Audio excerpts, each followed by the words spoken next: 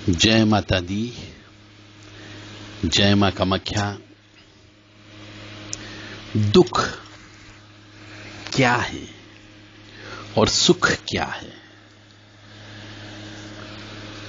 मनुष्य माने कि दुख है तो दुख है जैसी कल्पना करे,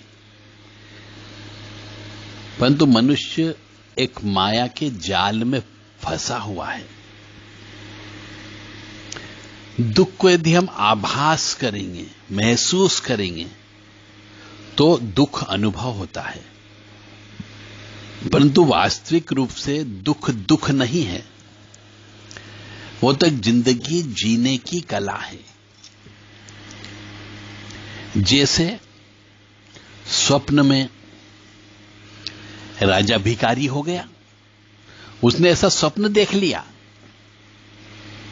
एक कंगाल व्यक्ति ने स्वर्ग का स्वामी बन गया, ये स्वप्न में देख लिया कि मैं तो इंद्र बन गया।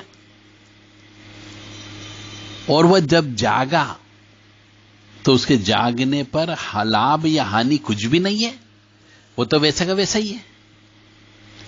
वैसे ही हम दुख और सुख को अपने हृदय से देखते हैं, महसूस करते हैं केवल। तो आजकल हम देखते हैं चारों ओर मनुष्य अशांत है,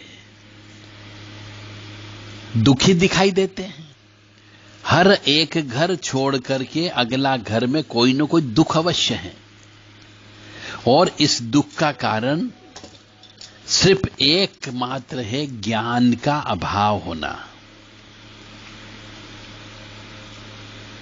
विवेक पूर्वक विचार करने से यह स्पष्ट है कि जो बाहरी शक्तियां होती है वो हमें तब तक प्रभावित नहीं कर सकती जब तक हम पूर्ण दृढ़ता और विश्वास के साथ उनसे प्रभावित नहीं रहने के लिए प्रयत्नशील रहते हैं। और जब हम अपने मन में बाहरी परिस्थितियों को सुख या दुख मान लेते हैं, तो वो हमें सुखी तथा दुखी बनाती है।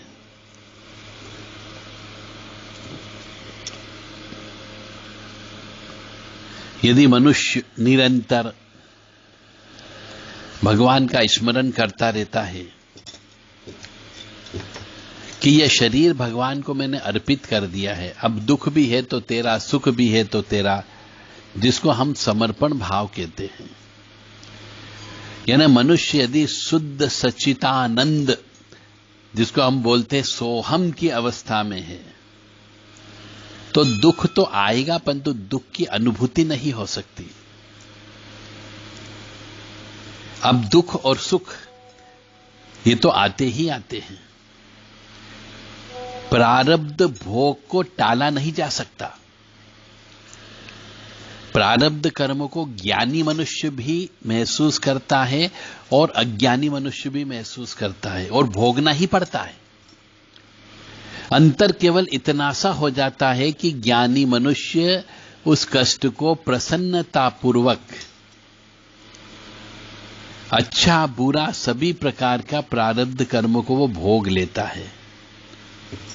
और अज्ञानी मनुष्य जो होता है, जब कष्ट आता है तो वह रोने लगता है और भोगता है। बस दोनों में इतना सा अंतर है।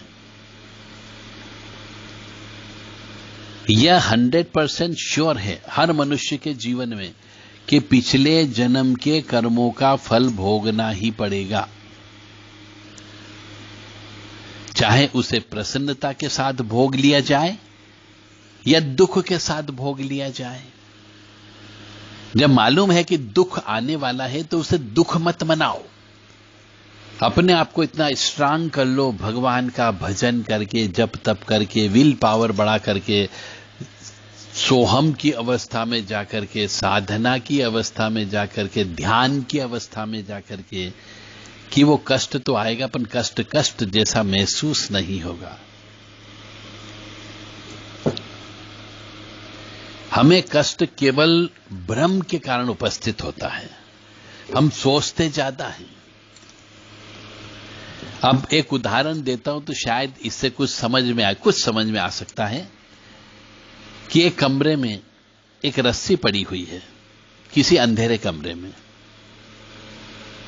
हम जब अंदर कमरे में जाते हैं तो हमें ऐसा आभास होता है कि वो सांप है। रस्सी को हम अंधकार में देखते हैं तो हमें ऐसा अनुभव होता है कि वो शायद सांप है और हम भय से कांपने लगते हैं। परंतु जैसे हम टार्च की रोशनी डालते हैं तो वह हमें रस्सी नजर आती है तो हमारा भ्रम टूट जाता है, हमारा डर खत्म हो जाता है और हमारा जो मन में जो कंपन हुआ वो कंपन भी समाप्त हो जाता है और न हमें व्याकुलता भी नहीं होती, कष्ट भी नहीं होता है। तो ये जीवन भी इसी प्रकार से है कि एक हम माया, योग माया के अंधेरे कुएं में हैं, जहां पे हमें रस्सी भी सांप नजर आ सकती है और हमें डर लगता है, हमें कष्ट की प्राप्ति होती है।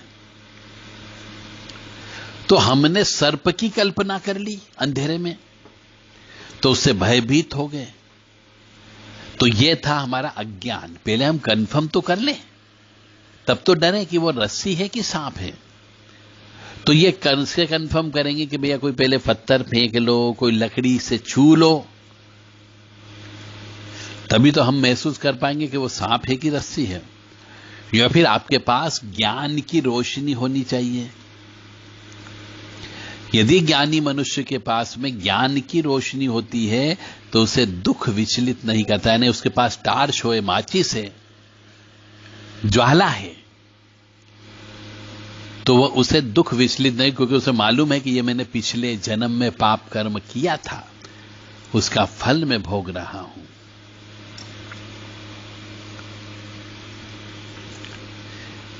तो इसका अर्थ यहां पर यह हो रहा है कि हम केवल कष्ट जो भोगते हैं वो भ्रम के कारण भोगते हैं। केवल हम उस समस्या को समस्या न मानते हुए एक समस्या का भ्रम पैदा कर लेते हैं, भयभीत हो जाते हैं, उससे हम दुखी होते हैं। यदि हम किसी भी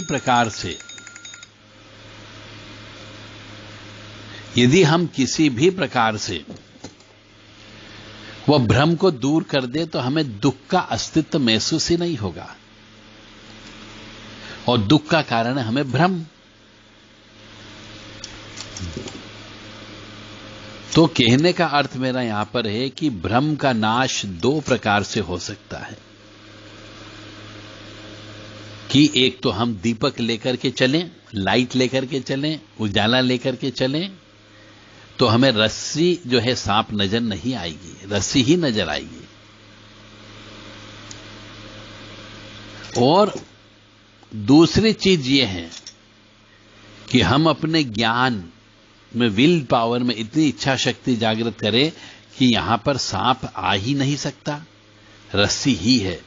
यानी इच्छा शक्ति, विल पावर की बात यदि करें तो वह तभी उत्पन्न होगा जब हम साधना करते हैं, योग साधना करते हैं, या फिर हमें वैराग्य आ जाए कि काट लेगा तो काट लेगा, चलो जो होगा देखा जाएगा।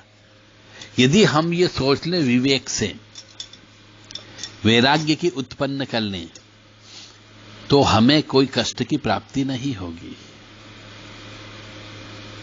इसी प्रकार जैसे एक मनुष्य है, यदि वो कष्ट को कष्ट समझ रहा है, रो रहा है, गा रहा है, तो उसे शराब पिलाती जाए, तो जब तक शराब के नशे में रहेगा उसे कष्ट महसूस ही नहीं होगा। कुछ क्षण, कुछ घंटों तक वह शराब के नशे में रहेगा, अपना कष्ट भूल करके रहेगा। परंतु जैसे ही शराब का नशा उतर जाएगा उसे पुनः कष्ट की प्राप्ति होने लगेगी, यानी माया मोह में फिर उलझ जाएगा। तो ऐसे कष्टों का छुटकारा नहीं मिल सकता, ऐसे में संभव नहीं है। तो कहने का यहां पर अर्थ यह है कि मनुष्य को आत्मज्ञान तत्व की प्राप्ति करना चाहिए, और आत्मज्ञान तत्व प्राप्त करने के लिए किसी गुरु के पास जाकर के आत्मा परमात्मा के बारे में समझना चाहिए।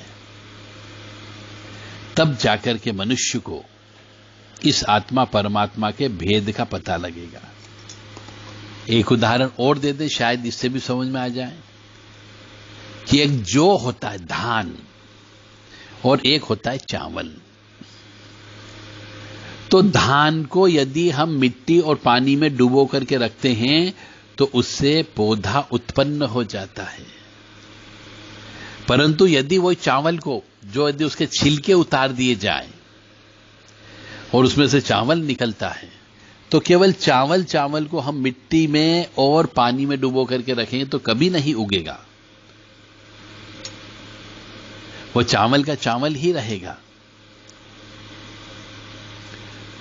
तो धान में अंकुरित हो जाता है और चावल में अंकुरित नहीं हो सकता। तो धान में अंकुरित इसलिए होता है क्योंकि उसके ऊपर एक स्पेशल किस्म का उसको सुरक्षा प्रोटेक्शन देने वाला उसका आवरण उसके ऊपर डला हुआ है।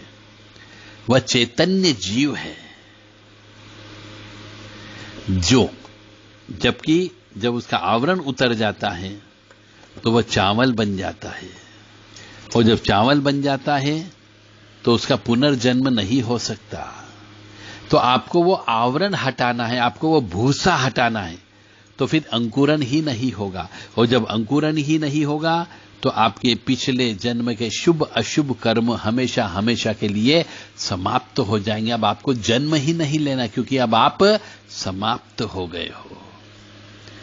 अब कहने का अर्थ यहां पर यह है, 3 उदाहरण हमने आपको दिए। एक तो स्वप्न का उदाहरण दिया कि स्वप्न में राजा रंक बन सकता है और रंक राजा बन सकता है। कष्ट वाले मनुष्य को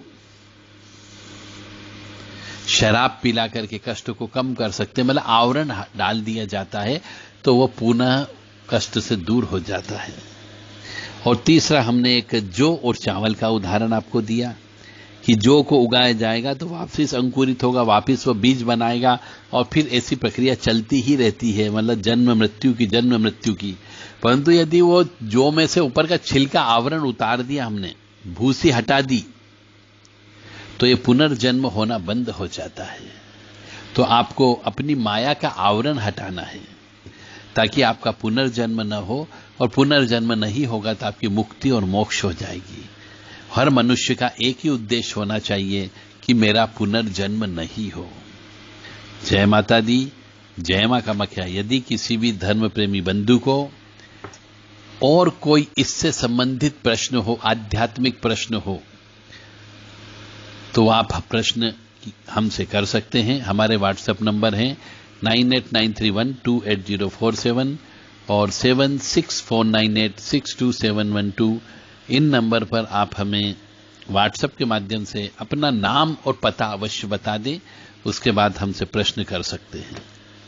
आपके प्रश्न का 1 दिन में, 2 दिन में या 4 दिन में या सप्ताह भर में जब भी समय मिलेगा, आपका उस प्रश्न का उत्तर अवश्य दिया जाएगा। यदि आपकी कोई आध्यात्मिक भूख है तो उस भूख को भी शांत करने का प्रयास किया जाएगा। जय माता दी, जय मां कामाख्या। मां भगवती जगत जननी और परमपिता परमात्मा शिव शक्ति दोनों आपको सद्बुद्धि प्रदान करें और सुख दे, समृद्धि दे, शांति दे, ऐश्वर्य दे, कीर्ति दे। ऐसी कामना हम शिव शक्ति से करते हैं। रीम रीम ओम नमः शिवाय, रीम ओम। ये शिव शक्ति का मंत्र है। इसको जप करने पर शिव और शक्ति दोनों की कृपा प्राप्त होती है। जय माता दी, जय मां कामाख्या।